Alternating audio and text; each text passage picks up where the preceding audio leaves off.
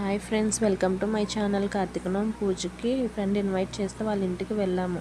కరెక్ట్గా కొబ్బరికాయ కొట్టి పూజ స్టార్ట్ చేసే టైంకి మేము వీధిలో వాళ్ళ పిల్లలతో కలిసి అందరం వచ్చి ఇలా కూర్చున్నాం.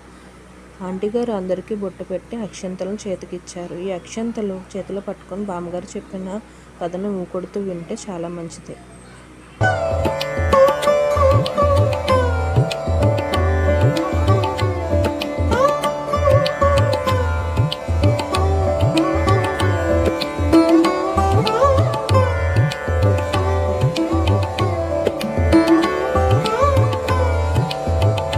కథను మొత్తం విన్నాక చేతిలో ఉన్న అక్షంతలు దేవుడిపై వేసి దండం పెట్టుకున్నాం. పూజ పూర్తయ్యాక అందరితో కలిసి ప్రసాదం తీసుకున్నాం.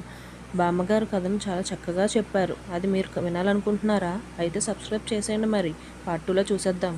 See you soon.